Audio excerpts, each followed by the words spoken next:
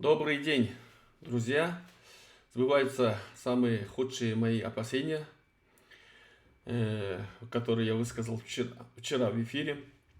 В опубликованной вчера 15 июня статье в сайте Иноспресс Кейджи участницы школы аналитики Хабар Азия Адиной Курбанбековой говорится о совместном заявлении министров иностранных дел Кыргызстана Руслана Казакбаева и Турции Мевлюта Чавушоглу после их встречи и переговоров 10 ноября 2020 года, то есть после прихода к власти, или это людей, которые пришли к власти в прошлом году, через месяц после прихода к власти, 10 ноября.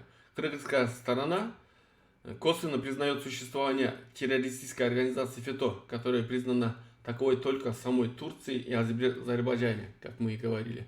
До этого, вот сейчас я покажу вам эту статью, ссылку я поставлю в описании.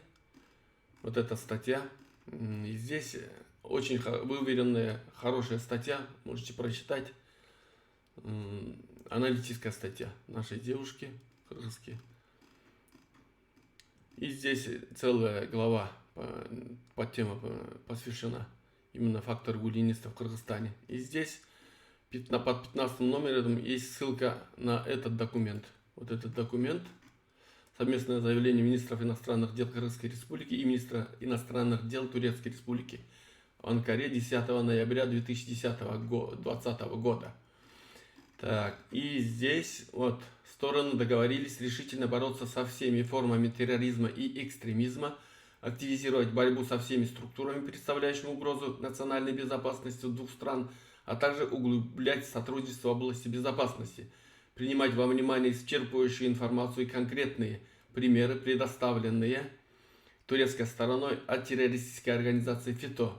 Они договорились работать в тесном сотрудничестве между двумя странами в борьбе со всеми видами террористической деятельности, уделяя особое внимание конкретным результатам правовой помощи в этих областях и предотвращению финансирования терроризма.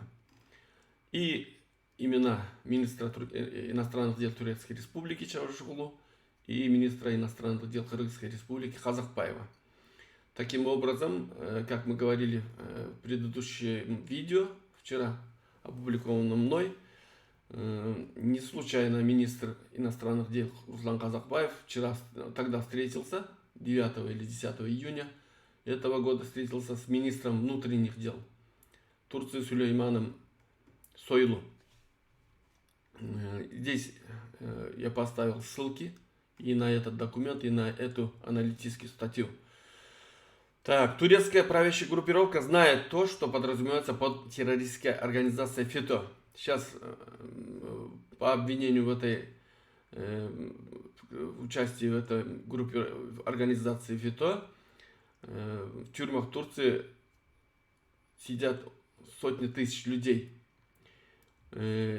Они подразумевают под террористической организацией ФЕТО кого? Невооруженных людей каких-то или не игиловцев с оружием, а учителя входят в эту категорию, служащие и работники образовательных учреждений, спонсоры частных школ, независимые журналисты, профессорско-преподавательский состав вузов, адвокаты, люди, помогающие тем, кто оказался за решеткой по обвинению в организации помощи надуманной террористической организации, сочувствующие активные граждане, выражающие недовольство гонениями на образовательное учреждение, сотрудники правоохранительных органов, выявляющие коррупционные преступления правящей группировки. То есть под Турции называется это ФЕТО торбасы.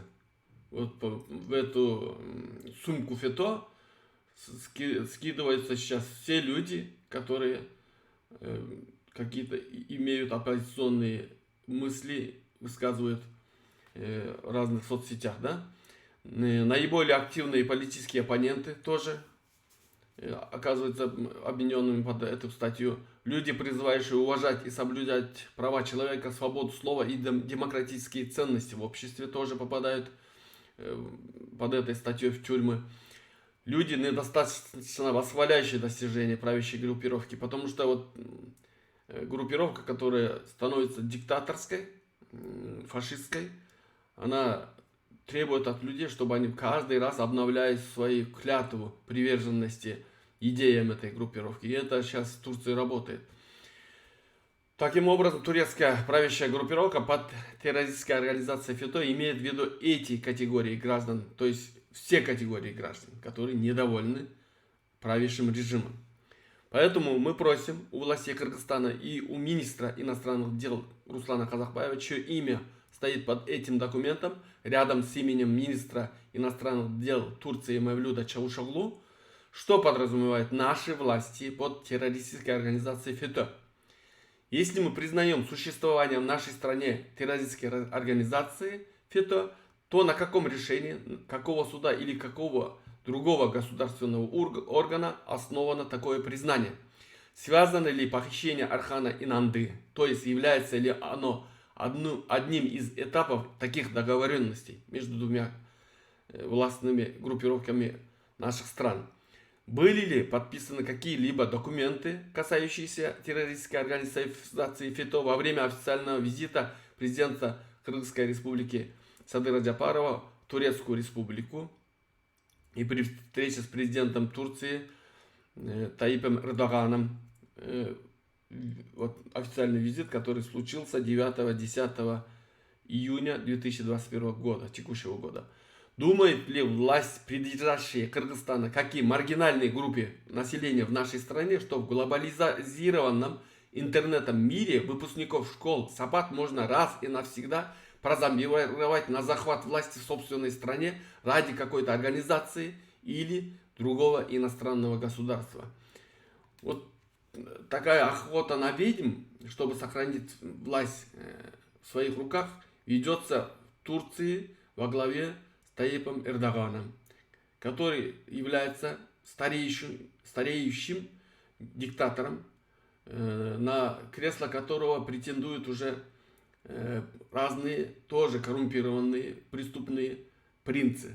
Но в Турции есть также очень сильное гражданское общество, очень сильные политические партии, которые ждут своего часа. Поэтому нашим властям не стоит подпадать под влияние сегодняшней власти Турции и думать десятки, сотни раз, прежде чем подписывать какие-то документы с этим коррумпированным, известным и в России, и в Америке коррумпированным кланом, турецким кланом, который правит сейчас в Турции. Поэтому мы обращаемся к властям, чтобы они ответили на вышеизложенные вопросы. Спасибо всем. Прошу всех делиться этим видео, ставить лайки, писать комментарии, потому что это очень важно, потому что это может коснуться, в конце концов, каждого из нас. Если у нас тоже начнутся такие же гонения под выдуманной террористической организацией, это может охватить все слои населения, которые сейчас молчат, которые сейчас не хотят думать, которые сейчас неизвестно почему верят сегодняшней власти, полностью доверяют. Мы еще раз говорим, я еще раз говорю, что нам не нужно политической власти. Нам нужна спокойная работа наших школ, и нам нужно, чтобы вернули Орхана Инанды его семье.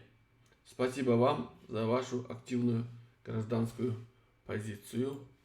До скорых встреч.